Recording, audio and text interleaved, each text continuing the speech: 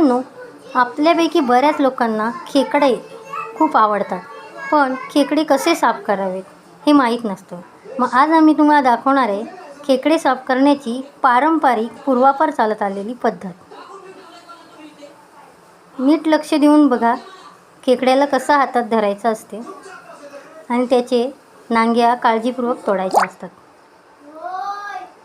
खेकड्याला नेहमी मागच्या बाजूने हातात धरायचं, म्हणजे त्याला फिरून आपल्याला चावता येत नाही.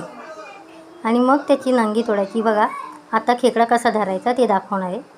बघा कसा खेकडा उचलला आहे. असं न घाबरता खेकड्याला बिंदास हातात धरा. फक्त त्याची नांगी मागे फिरू शकत नाहीत, अशा पद्धतीने त्याला धरायचं आहे. आणि मग नांगी तोडल्यानंतर तो आपल्याला काहीच करू शकत नाही. मेलेले खेकडे वापरू नयेत, मेलेले खेकडे फेकून द्यावेत. त्याचं कालवण तयार करू नये. नेहमी जिवंत हालत असलेले खेकडेच साफ करावेत आणि त्याचं कालवण करावं. ते उत्कृष्ट चविष्ट असते. हा बघा, असा खेकड्याचा नांगा, किती मोठा नांगा आहे तो.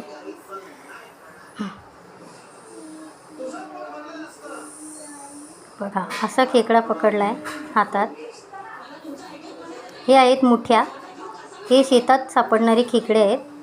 यांना मुठ्या म्हटलं जातं. तर तो जो तुम्ही मगाशी पांढरा खेकडा बघितला, तो फक्त खेकडा आहे. आणि या आहेत मुठ्या.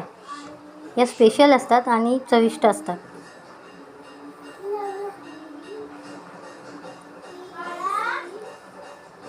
आणि बाजारात जो आपण विकत आणतो बाजारातून, त्या असतात चिंबोऱ्या. काळ्या रंगामध्ये चिंबोऱ्या मिळतात.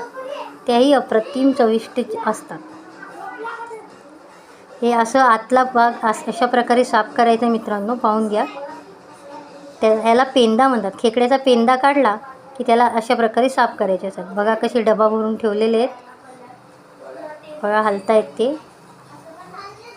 धन्यवाद. व्हिडिओ पाहिल्याबद्दल धन्यवाद.